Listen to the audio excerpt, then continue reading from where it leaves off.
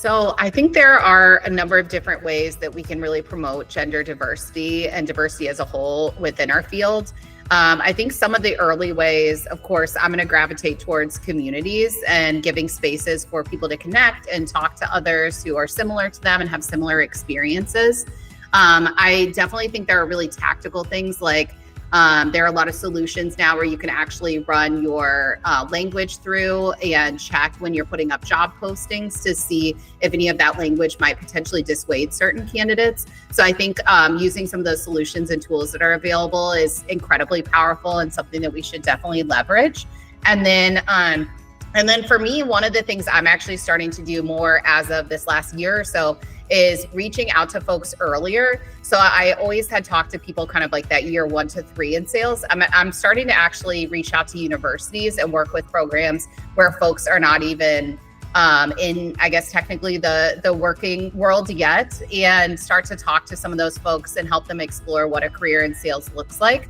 So I think if we can start to identify some of these candidates even earlier and expose them to what a career in sales could look like, I think that may change what some of the diversity within our sales teams looks like today.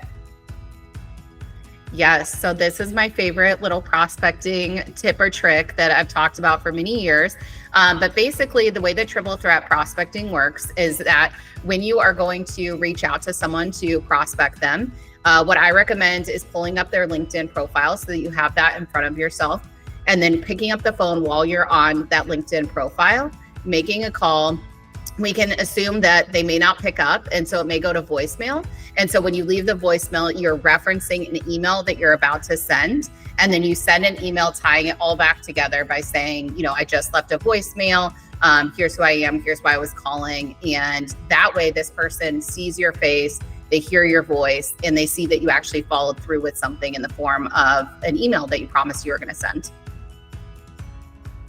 So the SDR role as a whole is a really challenging position. I mean, this is someone that's going to be on the front lines. They're constantly prospecting, managing the number of meetings that they have to hold, and making sure that things are qualified. So this is, first and foremost, just a really challenging role in and of itself. Some of the common challenges that I see, a big one I'm seeing right now is a lot of SDRs are kind of sputtering out in terms of like they come into an organization, they're told that they're going to be promoted within 12 to 18 months. And then come like year 2, 2.5, all of a sudden they're still in this role and they haven't really made progress to the next position. And so the choices are really, do I wait it out at the existing company? Or do I move to a new company and potentially restart the clock all over again? So that's probably like the biggest challenge I hear about. My recommendation for this is, trying to suss some of this information out during the interview process. It's not easy, and it doesn't mean that 100% of the time that you're going to get promoted within a certain period of time. But I think asking really specific questions and being very clear, like, hey, I'm looking for an organization where I can be promoted into the AE role within 12 months or 16 months, whatever that number is. Is that something that's possible? Do you have tangible examples of reps who have actually moved into those positions within that time frame? If so, can I meet with them? Are there specific goalposts or specific metrics that I need to hit in order to make this take place? Can we put it into a plan that I'm working towards? So really just getting really crystal clear on what that next step is and how you're going to get there. I think that's one of the biggest challenges and how I would overcome it if I was an SDR coming into an org today. My number one tip as a salesperson to be more effective is to get ultra organized and ultra diligent with your calendar. I am, as I call myself, the calendar queen. And so everything that I need to do, I have everything tasked out. I have a priority system in place to make sure whatever I have to accomplish by the end of the day gets done. I also block off specific focus times. So I only have times where I'm doing like follow-ups or pricing proposals. That way I can stay focused and feel like I actually accomplished and completed something. So I'm a big fan of time blocking. I'm a big fan of actually using some kind of color system and figuring out a way to really get yourself organized so that as you go into every single day, you have a set of goals, you know what you need to finish, and you have a plan in front of you.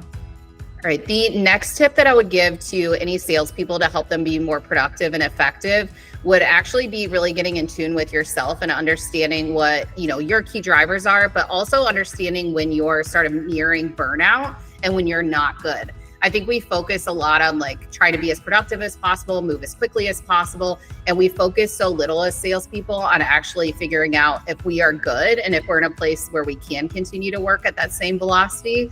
And so really paying close attention and understanding your tells. I know my personal tells now, like for me, for instance, the more tired I get, the more difficult I actually have sleeping. And so I'll end up sleeping less at the times where I need more sleep.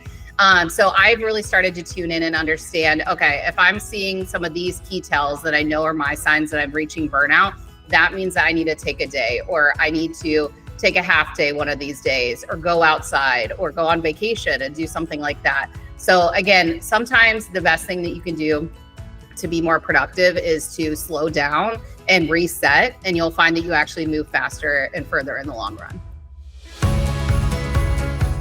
The most valuable sales metric that I think SDRs can track, and this is not going to be a popular opinion, is actual revenue close won from deals that you sourced. Reason being is that although this might not necessarily benefit you in the short term, because I know a lot of SDRs aren't paid off revenue, it will help you understand what deals actually have a chance at closing and which ones are actually moving to close one, so that when you move into the AE role, you know which deals to go after and you have an easier time focusing your pipeline accordingly. So I would say close one revenue. And again, I know it's not a popular one, but I think that's the one that you should be keeping your closest eye on. And that's something that you can very easily set up in your dashboards and your CRM and just keep tabs on or keep a close eye on. Someone on your team can help you set up the reporting for that. And it's really easy to track. So my background in Tae Kwon Do, I do have a first degree black belt in Tae Kwon Do. I competed nationally for many years. I loved sparring in particular. And I do think actually that my background in Tae Kwon Do has lent itself really nicely to my career in sales. Tae Kwon Do, a lot of people don't know this, but you think of it as something where you're just fighting and kind of going after someone. A lot of what you're taught in the general practice is about anticipating your opponent's next move.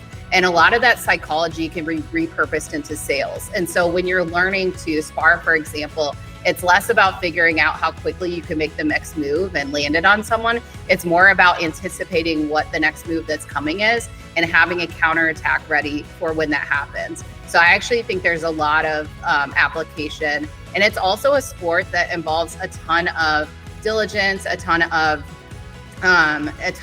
obedience. Like, it's just a very intensive sport, but it forces you to be really organized, really focused, and really driven in order to be successful in it. It's a very hardcore sport.